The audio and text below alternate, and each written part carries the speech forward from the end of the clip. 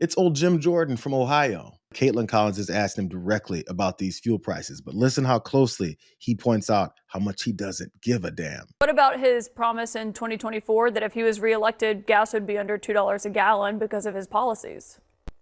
Well, gas prices were coming down until we had to deal with this situation. But, you know, that's life. That's dealing with world and the world we live in.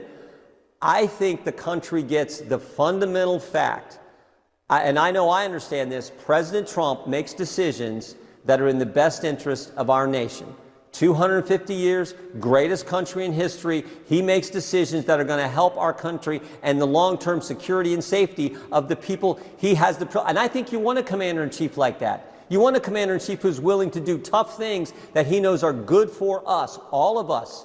All of your viewers, everyone in this country, and frankly, everyone around the world, it is good if Iran doesn't get a nuclear weapon. But if someone's listening to you and they were paying $2.98 a gallon of gas before the war started, and now they're paying $4.53, I mean, saying that's life might not, make them feel better. Those are your words. Those are your words, not mine. I'm saying. No, you said that's life just now. This is the situation. So when you say things like, these gas prices are going up because we had to go off and fight Donald Trump's war, which we've seen him dance around multiple different reasons why he did it, because we know the real one.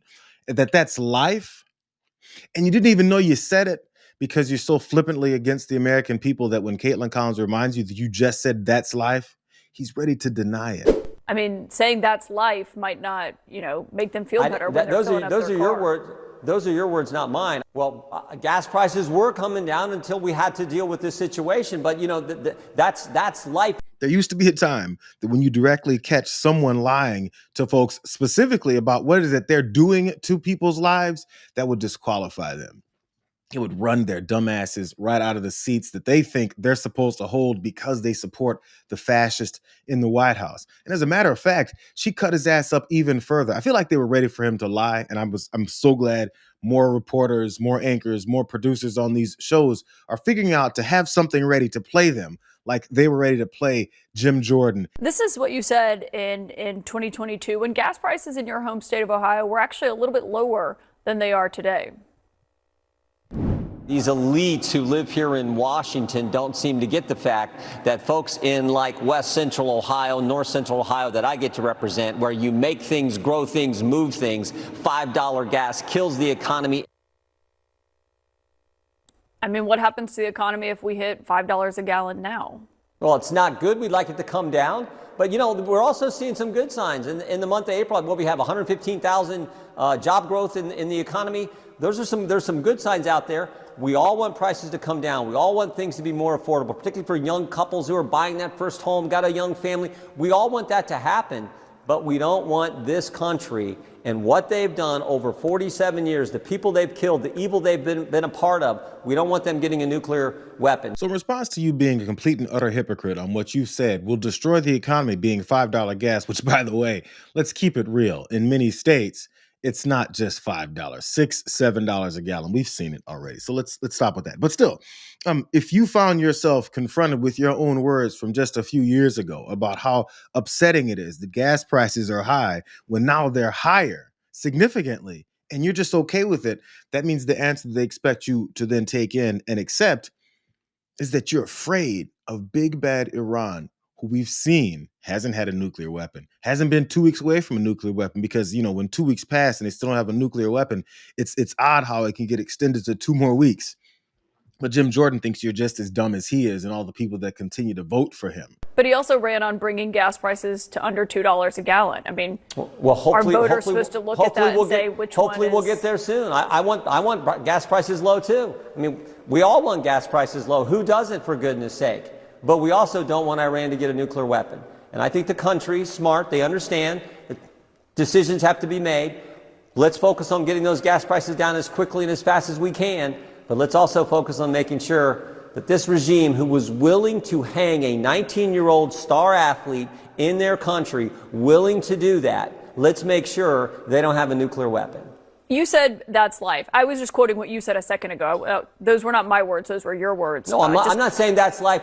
I'm saying life sometimes throws things at you that you didn't anticipate, and you have to deal with it. So as the people continue to turn, just like that caller on C-SPAN at the beginning of this whole thing, they have to shift to something else every time. Mark Alford is from, I believe, Kansas, or is he from Missouri? I believe he's from Missouri.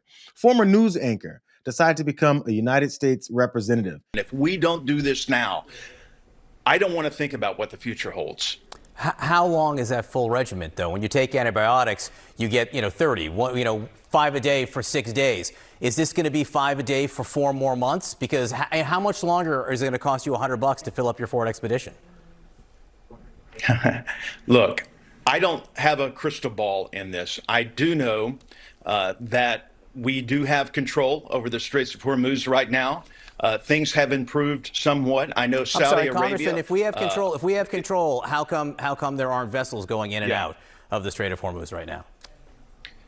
Because there's still some safety issues, and Saudi Arabia and other countries did not want us to provide those services where we're escorting tankers through.